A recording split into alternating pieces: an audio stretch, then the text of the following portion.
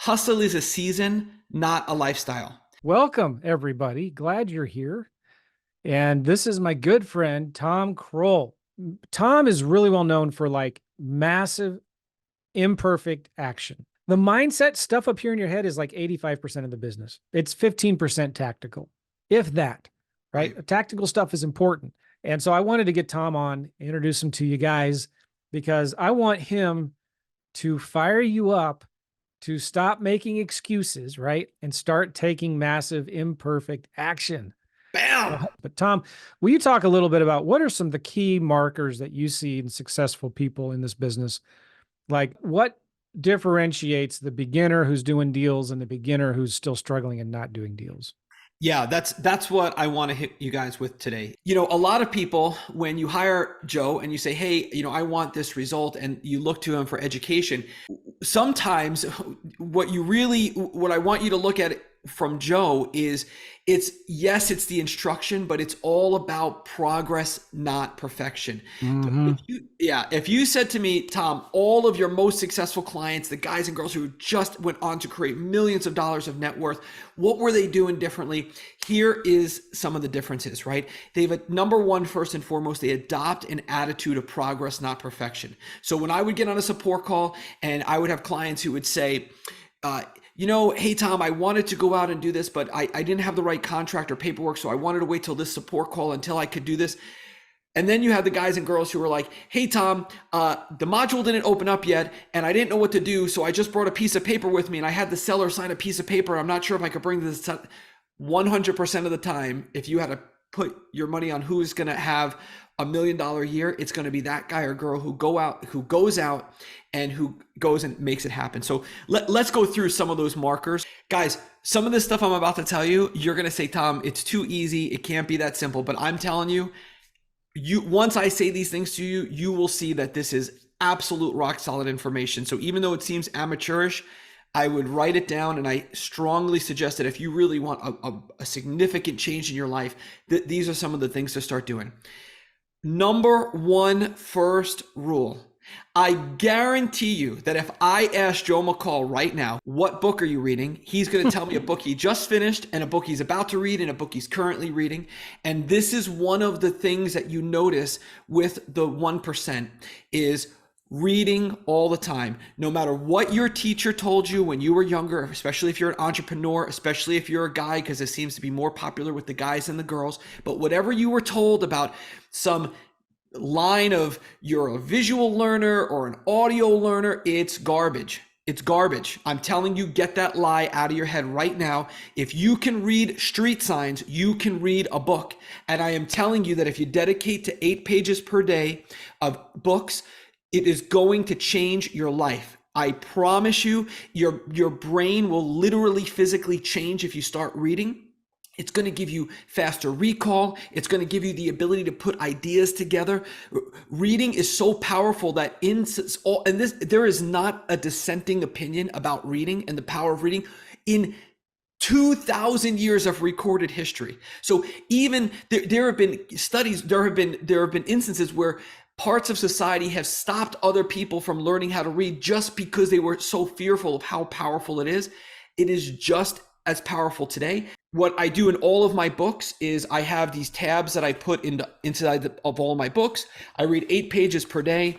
Red means is something I should take action on. Green is a quote or an interesting fact, something I have to look up. But I'm telling you guys, I am a slow reader, but you can read 8 pages a day. This brings me to my next point. Don't pick your own books.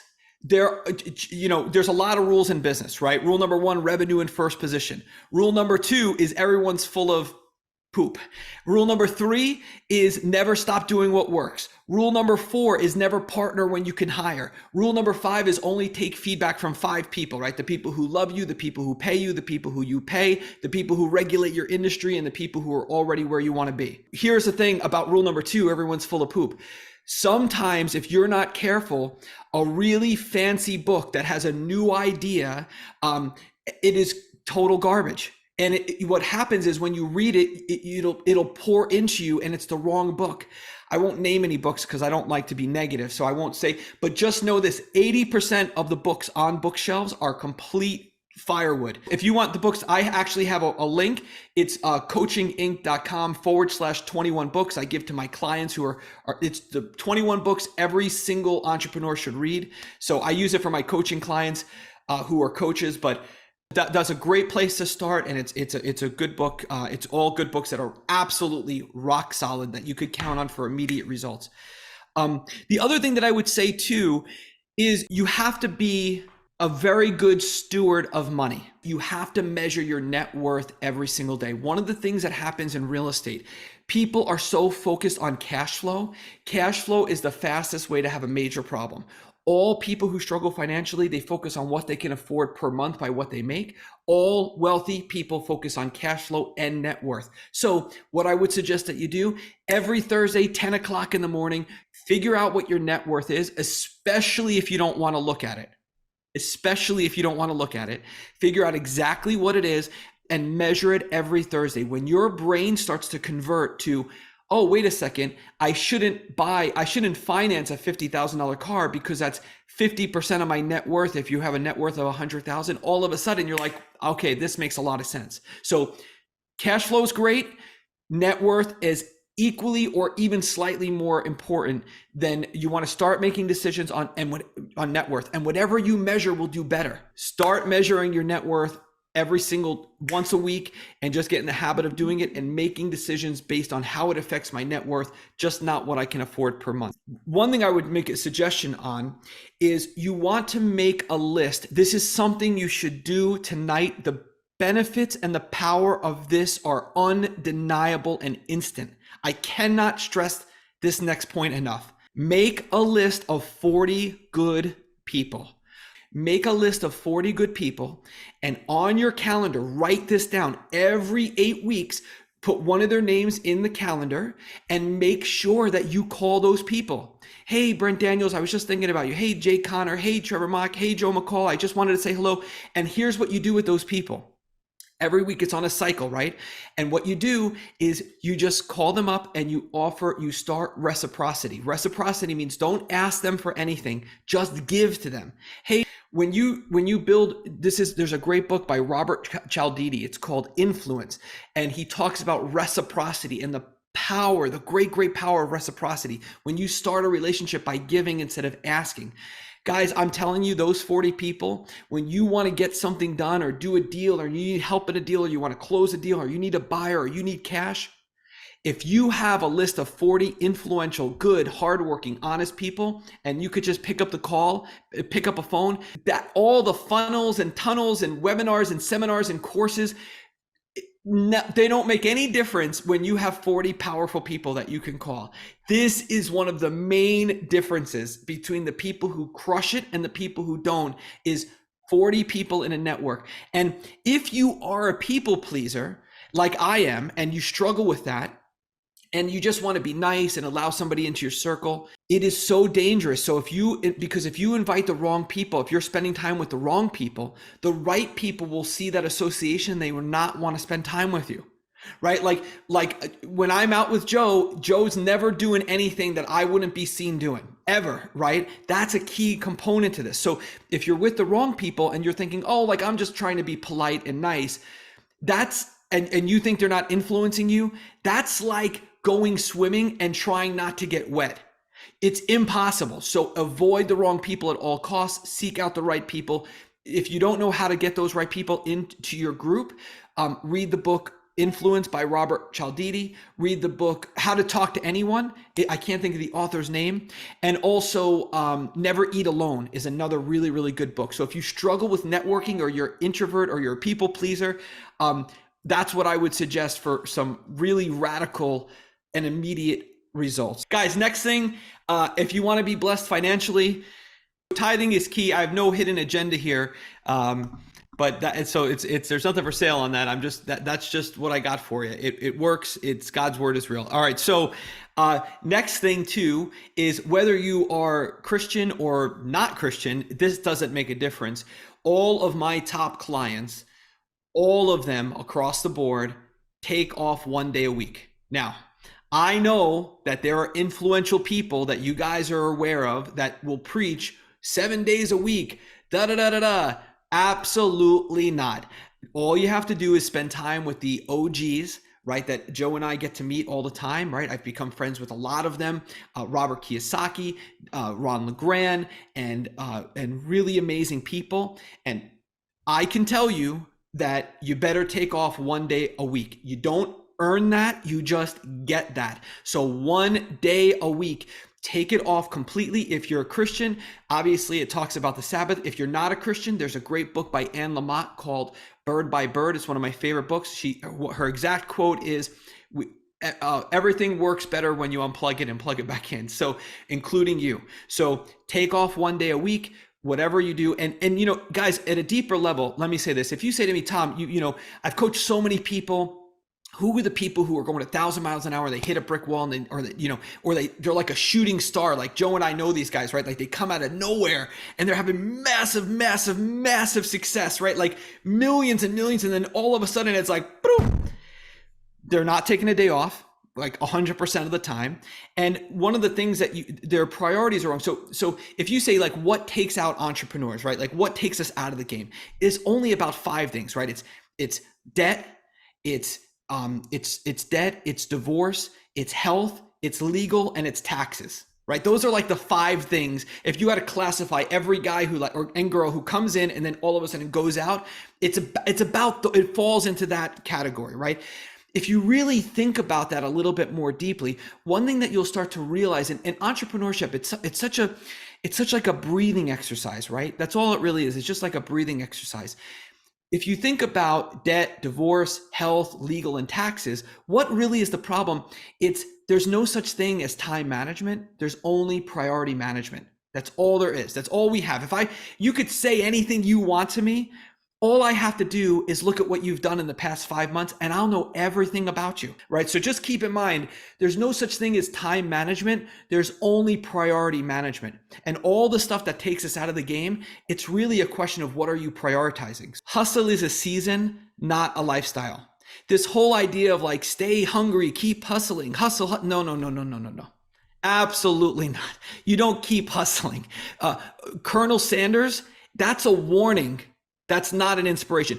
Now, look, if you're 55 years old and you've got nothing but a chicken recipe, you better put on a white suit and start going door to door trying to sell that chicken recipe. No doubt, and that should be an inspiration. But the point here is let's not get to 55 with just a chicken recipe. You got to prioritize the right things in life, because for every Colonel Sanders, there's 10,000 people who didn't end up like Colonel Sanders, and you want to start to steer that boat in the right direction. So one thing that I would start to suggest is prioritize your day. And here is a great general way of how your day should be. All of my clients who are successful, here's how their day looks. It's all the same. You wake up in the morning. What's the first rule in business? Revenue in first position. Revenue in first position. That means when you wake up in the morning, what can you do to produce revenue? Revenue means first thing I do is who owes me money. If anybody owes me money, what can I do to get it? Number 2 is who has agreed to do a deal with me, but they haven't paid me yet. They're like, I need to think about it, right? All that stuff. The third thing is what activities do I do that directly correlate to revenue?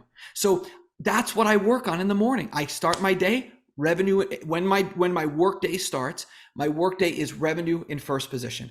Second thing, fulfillment. The people who paid you their hard-earned money, the money that you've earned, what are you doing to make sure that you get them the result that they paid you for, right? No matter what this is, a real estate deal, whether you sell piggy banks or door hinges or coaching, it doesn't matter. Fulfillment is key. If you said, what is the key to a great life of wealth and success? It's making money and having happy customers. It all comes down to 2 things: money and money coming in, and happy clients. If you have that, almost every single problem in your business will be totally solved. The third part of your day, really simple. Guys, I'm telling you, I'm going to slow down. Be able to answer these questions. Guys, Joe McCall says it's brilliant at the basics. I got that line from him, right? Guys, you ready for the big like SAT course here? How much money did you make last week? Where did it come from? Wherever it's sitting, how much is it earning?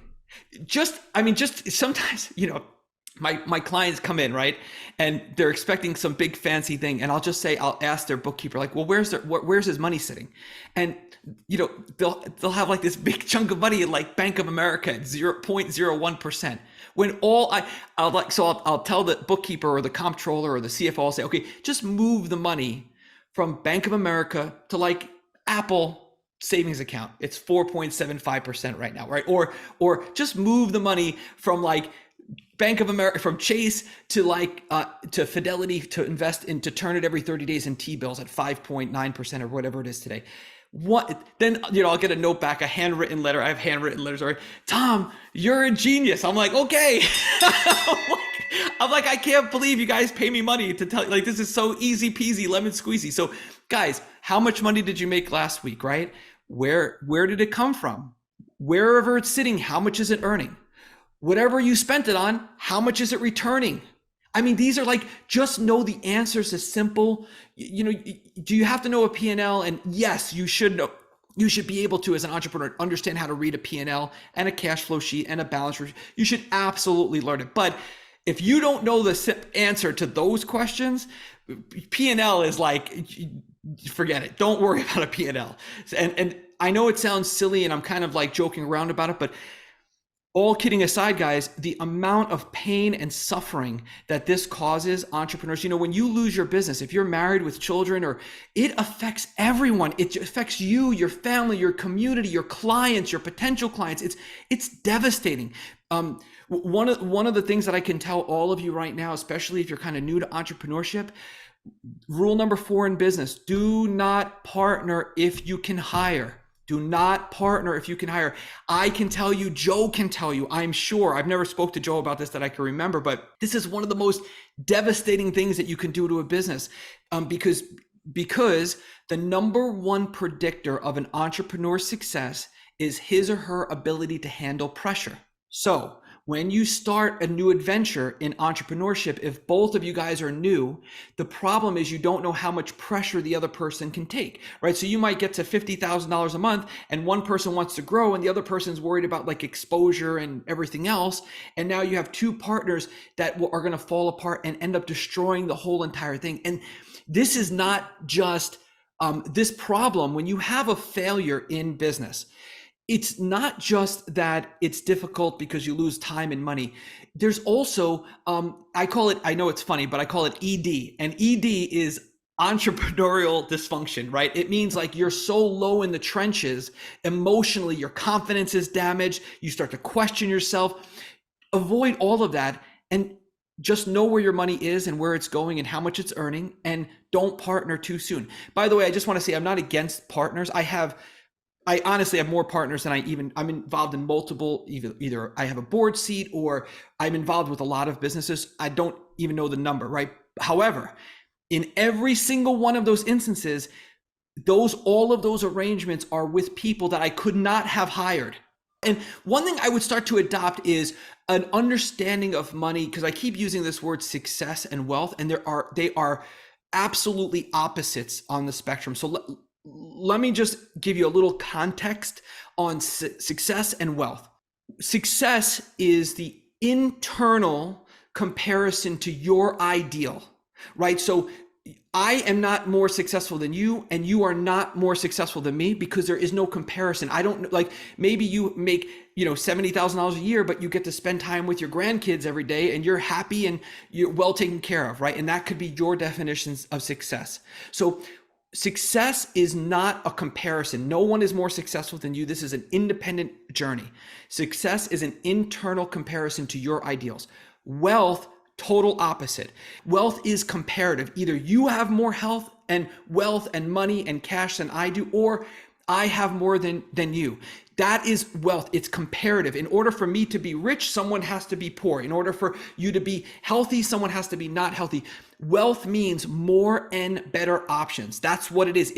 It's an actual comparison from the start. Wealthy people have more options, and those options are better.